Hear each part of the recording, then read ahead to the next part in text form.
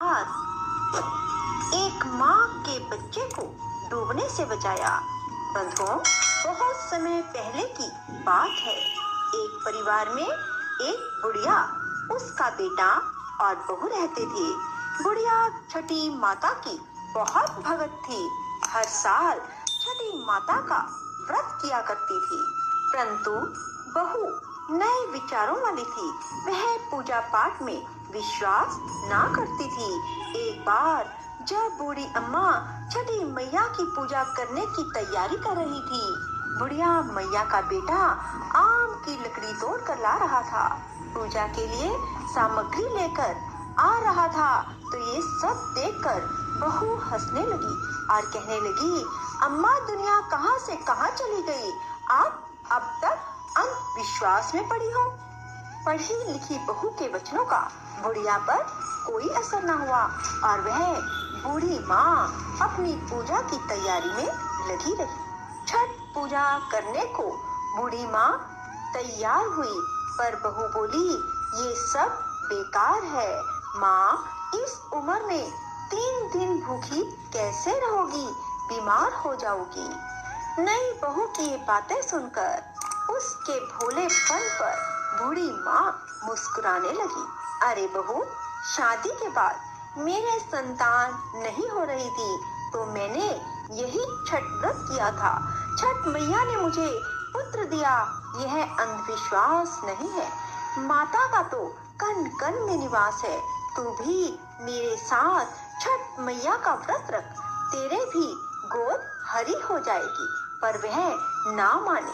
वह मुंह टेढ़ा करके सासू माँ से बोली, माँ मुझे कोई दुख नहीं है, मैं पूजा पाठ नहीं करने वाली।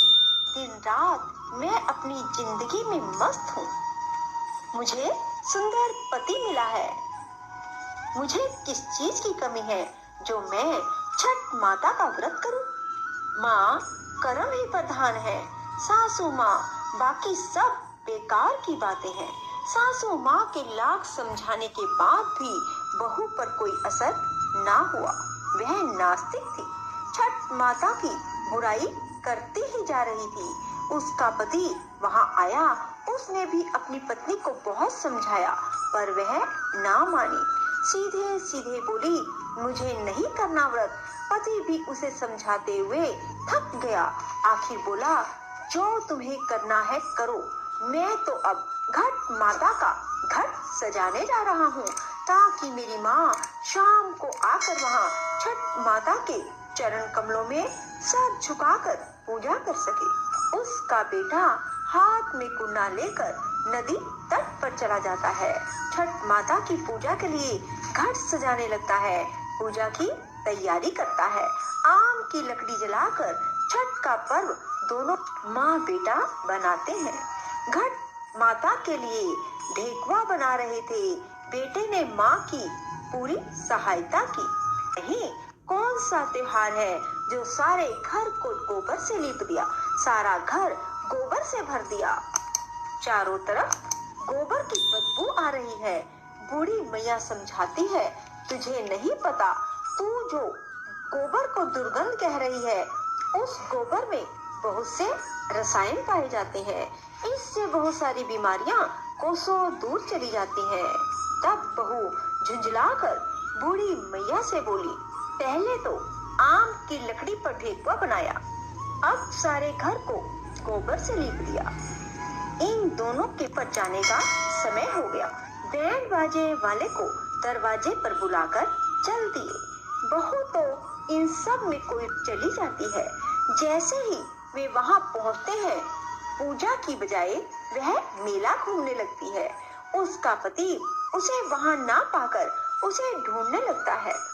पति उसे देखता है और बोलता है, यहाँ तक आ ही गई हो तो कुछ देर माँ के साथ बैठो।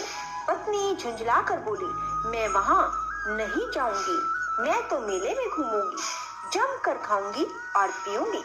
मुझे पूजा पाठ से कुछ नहीं लेना। शर्मिंदा होकर पति वहाँ से चला जाता है और छठ घाट के पास जाता है। जैसे ही स्नान के लिए डुबकी लगाता है, डुबकी लगाते हुए डूब जाता है। और चीखें मारता है, पर किसी को भी उसकी आवाज सुनाई नहीं देती। किसी को नहीं पता कि आवाज कहाँ से आ रही है। जैसे बूढ़ी अम्मा को पता लगता है कि उसका बेटा पानी में डूब गया है, वह छठ माता से बोली, माँ, मैं माँ हूँ और तू भी माँ है। तू कैसी माँ है जो एक माँ से उसका बेटा छीन लिया?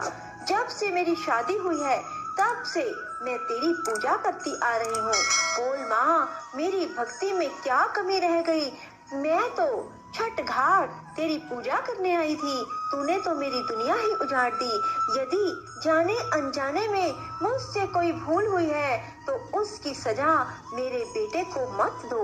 ये तेरी बूढ़ी भक्त इसी नदी में कूदकर अपने प्राण त्याग देगी। मेले में छठ घाट पर आए सभी लोगों को छठ घाट पर ना जाएं, ऐसी घोषणा होने लगी। और वहाँ कहा जा रहा था कि एक व्यक्ति पानी में डूब गया है, पानी में आगे बढ़ने पर खतरा होने की संभावना है।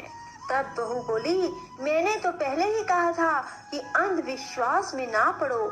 आज मेरा पति मुझे छोड़ गया।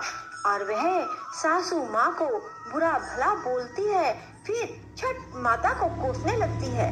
सब लोगों को बहुत बुरा लगता है, मन ही मन छठ मैया को पुकारते हैं, हे माँ, इस बूढ़ी माँ की पुकार सुनो। छठ माता अपने भक्तों को उदास नहीं छोड़ती, कभी उन्हें बेसहारा और उदास नहीं छोड़ती। जैसे ही बूढ़ी माँ पानी में कूदने लगी, नदी से लहर उठती हुई दिखाई दी और वो लहर किनारे की तरफ आती है और बूढ़ी माँ का बेटा उस लहर के साथ बाहर निकल आता है। सबकी आंखों में खुशी के आंसू आ जाते हैं। बूढ़ी माँ खुशी से जोर जोर से रोने लगती है। बहू भी खुशी के आंसुओं को रोक ना पाती है। तभी आकाशवाणी हुई। उस आकाशवाणी में छठ माता ने बूढ़ी मैया की बहू से कहा, मैं अपने बच्चों का अहित नहीं करती हूँ। मैंने तुम्हारी आंखों से अज्ञानता का पर्दा हटाने के लिए तुम्हारे पति को पानी में डुबोया था। पुत्री, मैं सदैव अपने भक्तों की रक्षा करती हूँ। इस कलयुग में जो मेरी पूजा करता है उसकी मैं सभी मनोकामनाएं पूरी करती हूँ। इतना कहकर छठ माता अंतर्ध्यान हो गई। घाट पर मौजूद सभी लोगों ने छठ माता के नाम के जय जयकार लगाए। बोलो छठ माता की जय हो। राधे राधे। जय श्री कृष्ण।